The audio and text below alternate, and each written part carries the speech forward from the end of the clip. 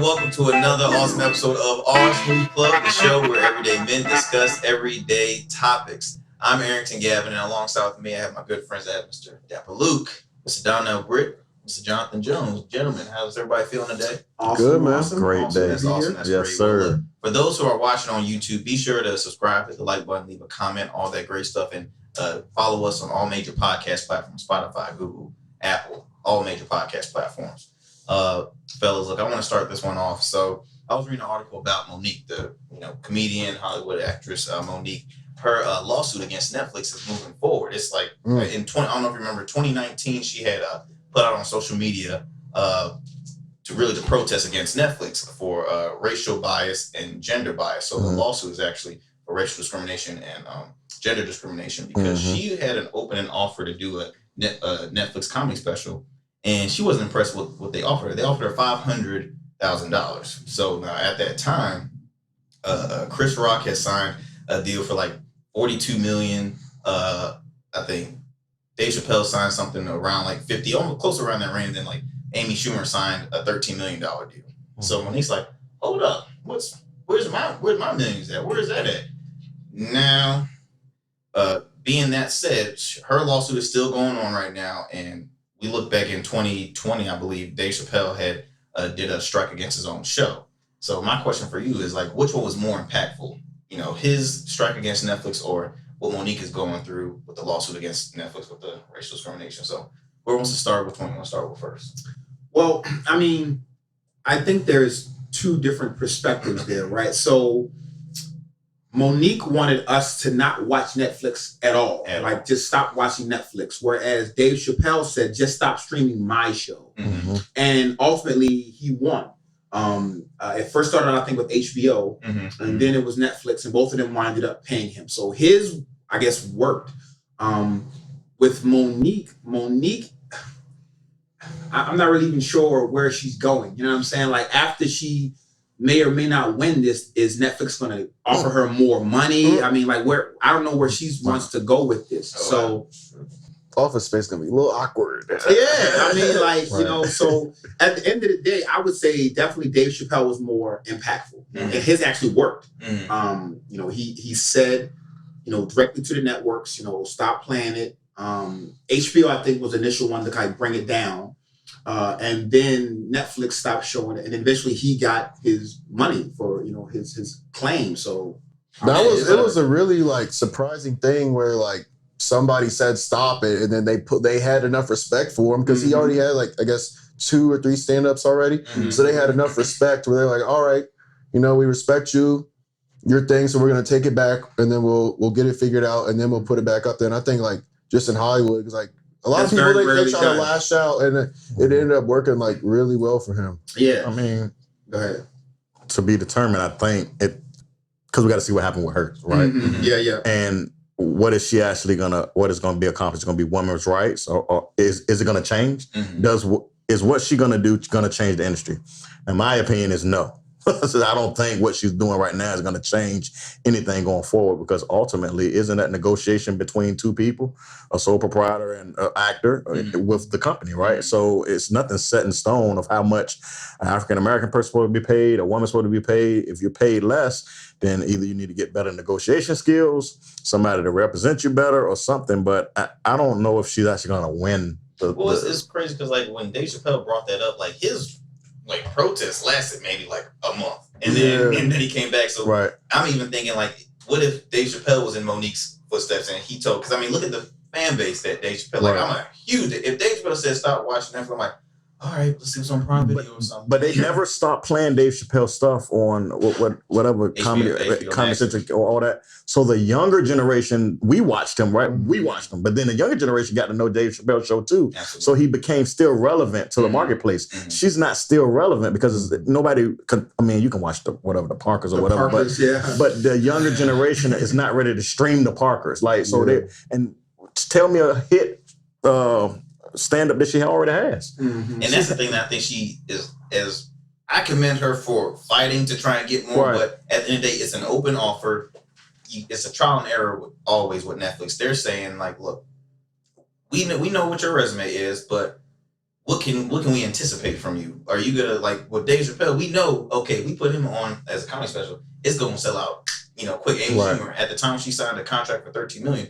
Amy Schumer sold out Madison Square Garden twice. Right. Like, I mean, just easy money. And they had a film that made millions of dollars. Now, again, I feel as though like Monique is really embarrassed because she's like, wow, I've done this for how many years and you're gonna give me this much. But again, it's like if you name a special, what's a hit special? Or if you name, I just think they got the feelings hurt because again, Chris Rock, Dave Chappelle, those are like, again, and I'm not trying to, I think that she should at least gotten to pay at least $1 million. Chump, that is chump change. I'm not no Monique fan. It's Netflix. They have like 100 original series, shows, and movies. That's chump changing them $1 million. At least to start out and then move. I give a $550. No, I'm joking. Do you feel like the 500 was justifiable? Absolutely. Do you know how much money Netflix has? I know how much they have, but I'm just saying, like, we don't know other, like, they just said Dave Chappelle, Chris Rock. I'm just saying, look at all the comedians that's been up there, right? I know Marlon Wayans was up there. Wanda Sykes had a special up there. Many people had specials up there. They never mentioned how much you don't know how much they got paid. They could have got paid less than her and still done it because they knew, okay, I'm going to show them what I can do. And if it makes it big, they can offer me more and more and more. So again, I mean, I get it, but I would also say, why is she so focused on Netflix, right? It's an open market. You've got Hulu, you've got HBO Max, you got all these other streaming services out there. And then, like you said, not right now, currently with the COVID environment, but, as this thing was going on, we still had, mega venues. If at the end of the day, she felt as though they weren't giving her the money, she had other ways to get the money. You know what I'm saying? Yeah. So, going and suing them or, going through litigation with them. Doesn't make sense. It's tying up your time, you know what I'm saying? And then, your lawyers, you're paying them. So in my opinion, in an open market, if the individual does not give you what you want, go to somebody else or prove to them that this is what I should be making based off the numbers you're putting up in these shows. Like, bet on yourself. There you go. The one thing I want to say is that I feel like she might have thought that, like, because Dave Chappelle, it was kind of like a career, like, reviving thing for him when he first dropped that thing. And maybe she thought that Netflix was going to be that platform for her. But the thing is that Dave Chappelle told that people stop watching the Netflix thing at all. It's like that kind of shows that Netflix still has, like, respect for people. And she probably could have worked something out, but she went about it the wrong way. Because like if Netflix had enough respect to Dave Chappelle to take his stuff off and get a better deal, that shows that they're a company that actually cares and that they're not just throwing pity offers out. And before we go to commercial break, guys, I just want to let y'all know Monique she did have a special. It wasn't on Netflix. It was most recent. It was on Showtime. It was Monique and Friends. So it wasn't even like a solo special. It was her and that's my thing. Like she played the Dave Chappelle has always been known as a primary solo act, right? That's what he's been doing his whole career. He had a sketch comedy show, the Dave Chappelle Show. She has been on series. She's been on movies. She did one previous major special that I'm aware of, which was the Queens of Comedy, and she was one of 4. You know what I'm saying? So that's not ever been her lane to be like, I'm going to demand what Amy Schumer, headliner, Chris Rock, headliner. You've never been a headliner. So in my opinion, she don't deserve it. Monique, take the money. All right, we'll be back with our Smooth Club.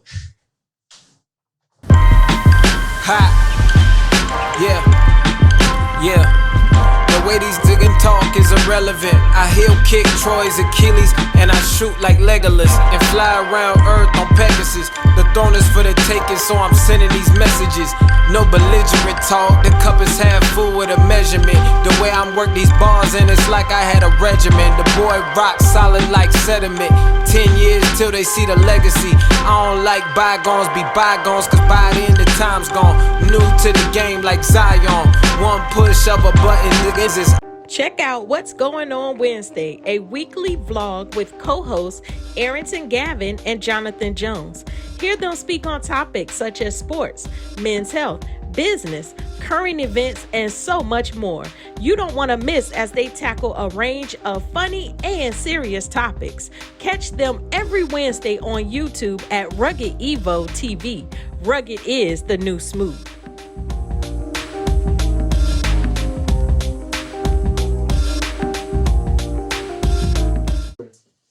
Welcome back to our Smooth Club.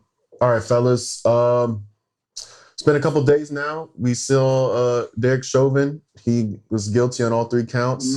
And it was probably maybe an hour or two right after that, there was another shooting. And a lot of people were quick to say it was police brutality. The Ma'Khia Bryant, the 16-year-old girl, apparently she was getting jumped and she called the cops for help. The cops showed up, but then she came out the house with a knife and pushed some girl and went up to another girl and looked like it was about to stab her. And the cop was there for probably 5 seconds, 6 seconds. And he ended up shooting her 4 times, 5 times. 4 times. And she died. And so like a lot of people, like LeBron James came out, tweeted like, we got to stop this police brutality. But they released a video. And to me, it looked like that. The cop did his job, honestly. Like,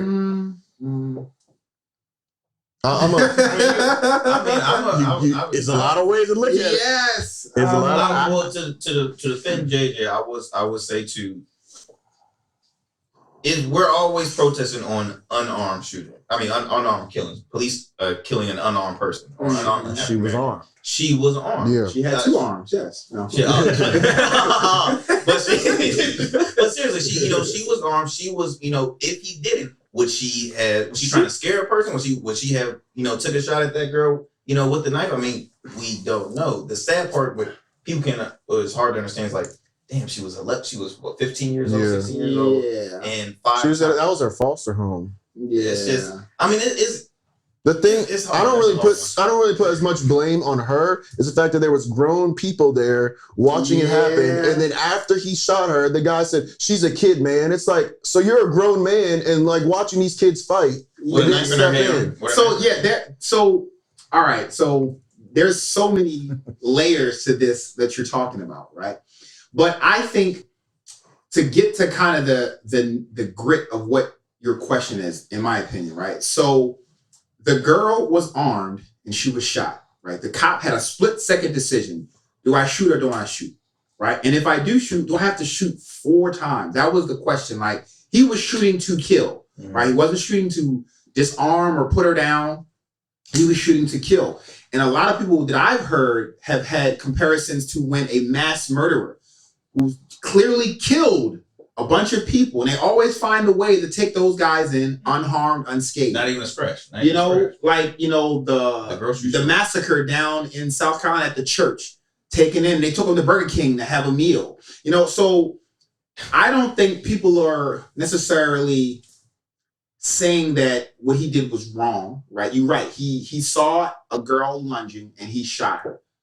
But to me, everyone is kind of upset about the fact that why with that particular situation, it always seems that someone winds up dead. And in other situations, they always find a way to bring them in unharmed. You know what I'm saying? But it was 4 to 5 shots, right? The girl in the pink was right beside the same girl.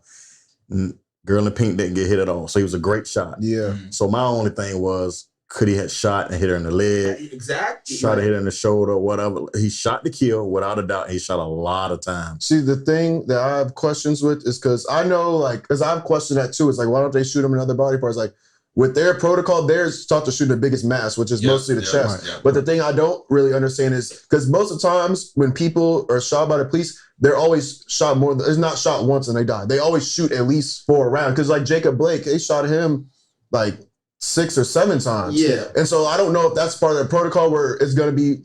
Well, I'll tell you this, and I used to be, believe it or not, I was a licensed bail bondsman, right? So I had to consider. Why did you laugh at that?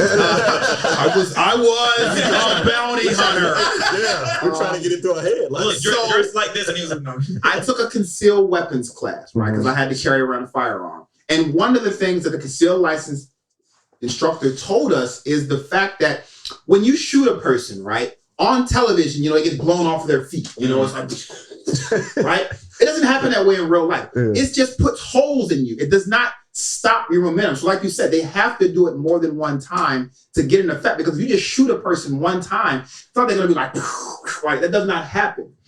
So if you don't do it multiple times, it's not going to be effective. They'll eventually bleed out, or they may not, But I think the reason why they shoot him 4 times is because, like you said, it's not going to be that one shot lay down. They put a few rounds in the biggest portion, which is the chest.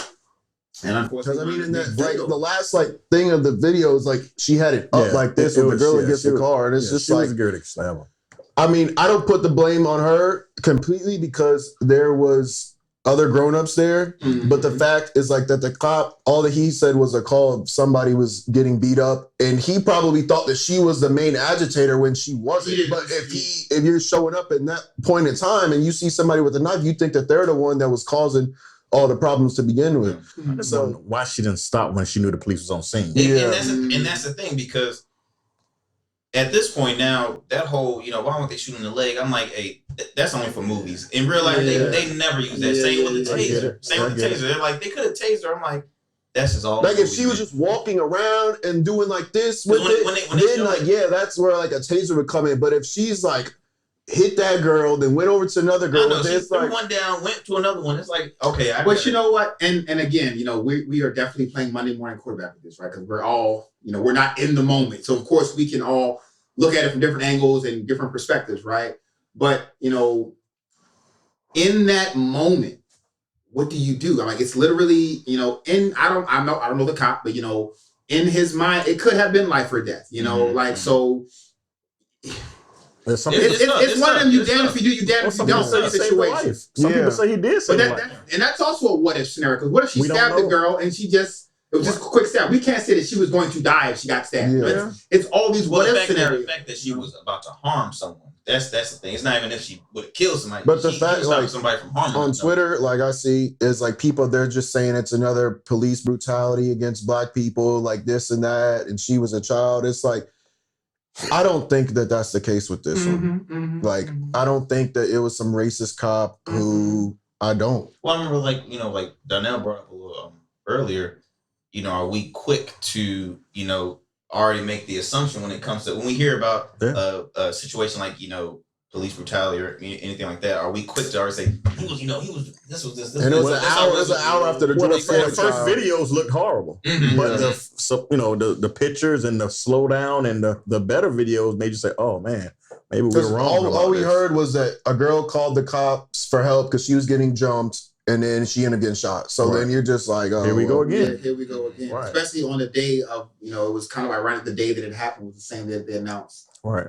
3 counts guilty, David Chauvin. Yeah. So, I mean, at the end of the day, I feel like it's a damn if you do, damn if you don't situation. There is no way he was going to come out as a hero, the cop. He was, if he didn't shoot her, why didn't you do anything? If he did shoot her, why did you shoot her? Sometimes in law enforcement, it's not like the movies. You're not going to be the hero. You just have to depend on your training and do what you feel is best in that moment. Do you think it was a racially? I don't think it was racially motivated. I don't think it was racially motivated. All right. We'll be back with a quick break.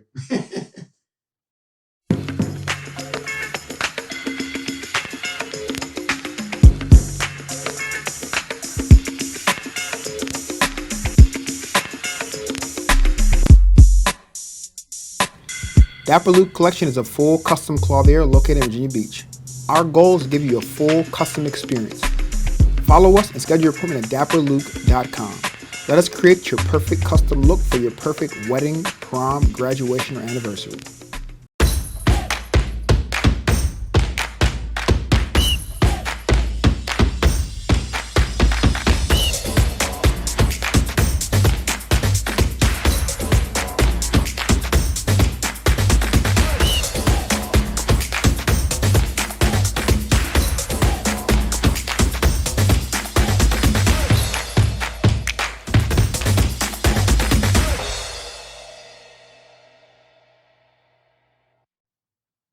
Welcome back to the Art Smooth Club. I'm Donnell, Britt. Hey guys, like I was talking to my wife, we was having a nice discussion at home the other day, and I kind of felt like I was controlling the situation, and I said, I'm the man of the house. I said it real proud, my chest poking out, and then she was real calm, and she said, well, what does that mean? So, guys, I need some help. So when I go back home, I can finish off this communication. But on the real, what does it really mean as men to say that we're the man of the house? What does that entail? Is it money? Is it how you treat them? Is it taking out the trash? Like, what do y'all feel like a man of the house? What does that definition really look like? The only word I can think of is provider, and after provider, I'm thinking, finances in a sort of. I mean, that's what I'm thinking of right now. I'm providing, a home. I'm providing, this and that. I mean, that's me. But I'm not married. I'm engaged. So I'm gonna pass on to the married man. So I mean, for me, with me and my wife, we've always kind of been a yin and a yang type situation, right? Whatever she doesn't do, I try to take up the slack, or vice versa.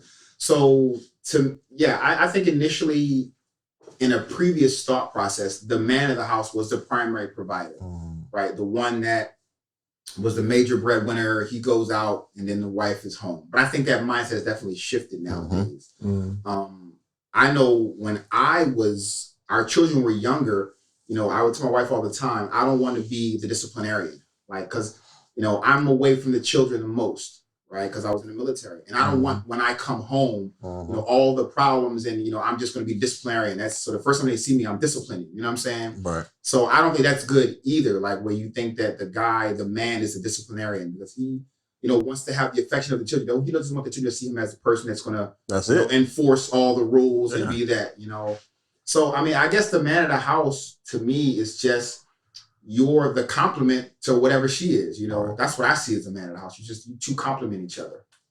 What do you think? Kind of going off you, like, this day and age, I feel like girls in our age group, like, it's man of the house, kind of like a smoke and mirrors type thing, because it's like now, like, they speak out more. It's not just like how it was back in the day, where it's like, oh, you cook and clean and take care of the man when he comes home. Like, it's different. Be and ready like, when I get home. Yeah, like, girls, like, they're more outspoken about that stuff. And so, I mean, I think definitely providing, financial reasons, but kind of going off of the other topic that we had about making them more money and stuff. Like, it's a balance with that. But I think one of the biggest things is just like protection. Because like, yeah, your woman can provide more and y'all can have a happy family, but she's not going to be the one, shouldn't be protecting you. Yeah, so it's bumping the night. She's not going to go investigate. Like, It's like, even if you're not that tough guy, like, whatever, you still got to make her feel some sort of calm and you gotta protect. Like, that's what I feel like. I guess that title now, without having some type of sexist thing where like, man of the house, like, you listen to me, it's like, at the end of the day, like, that protection, I feel like that's like the biggest thing for being like the man of the house in a way. Why you scared away from it? Just because you I didn't scare. Well, how did that conversation come about? That's what I was No, you know what, man? Listen, marriages, relationships, they always go through, issues, problems sometimes. And as a, newly, even though we've been married 4 years, we're still newly learning each other because, she had a prior marriage, I had a prior marriage.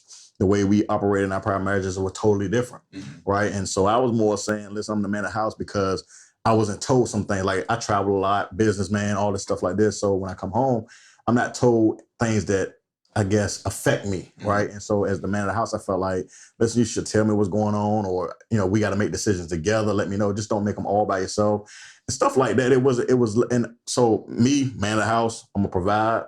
So if I'm providing, I'm taking care of the kids, let me in on some stuff, like, so, and so I didn't necessarily mean it as man of the house of, you're going to do what I say, regardless of the fact. I always laugh and joke where I say, you're in control, but you're in charge, but I'm in control, or something like that. We'll laugh about that. But I always give my wife carte blanche to do whatever she wants. But I just wanted to, I think I was young and I saw that, right? I saw that, on TV, the guy, I wear the pants, or I bring home the bacon, so you're the man of the house. So when I said it, I thought I was saying something that was real, but in reality, I just wanted to be informed about what was going on in the household. I take the trash out, I do all the stuff that I'm supposed to do as a man, but vice versa, what if I didn't work? So can a guy be the man of the house and he doesn't work? Right? That's kind of going what we just talked about earlier, like we said about the money situation.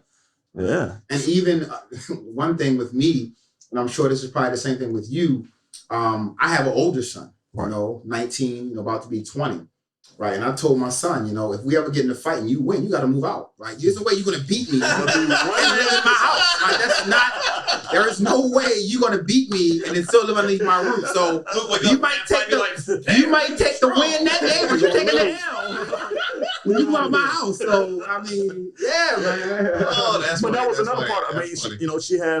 we have adult kids, right? 22, 24, 25. Like, so listen, guys, I'm going to be the only man in the house. There's gonna be right? one king. There's going to be one guy, one king, and she the queen, and we're together, right? United front. And so I just think the world has changed in a lot of different ways, i.e. who makes the most money, when we talked about earlier, who's the man of the house, who's this, who's that. But it was just an interesting thing to figure out. And honestly, I have yet to get a clear-cut answer from any man I ask, but I think it's more because we all are trying to be equally yoked with the woman that we're with.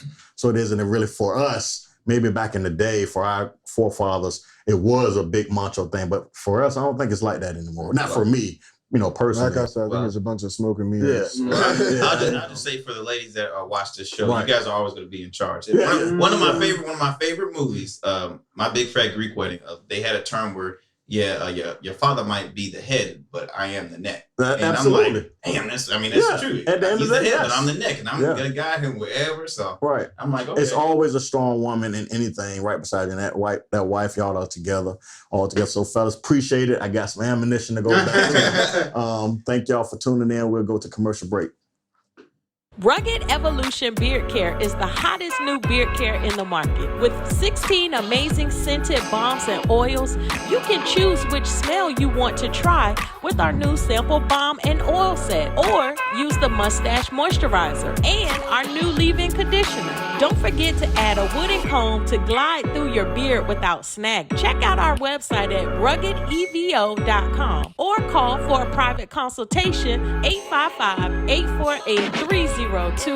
And remember, rugged is the new smooth.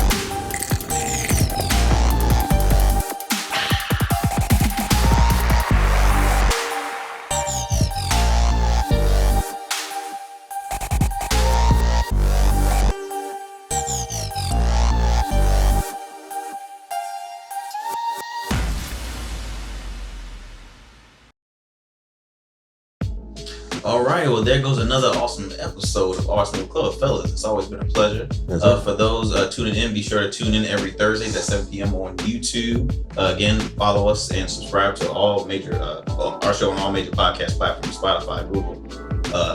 All major podcast platforms. So that's all I can say. So look, fellas, I'm going to cheers to another great episode with you guys. Y'all take care. Cheers.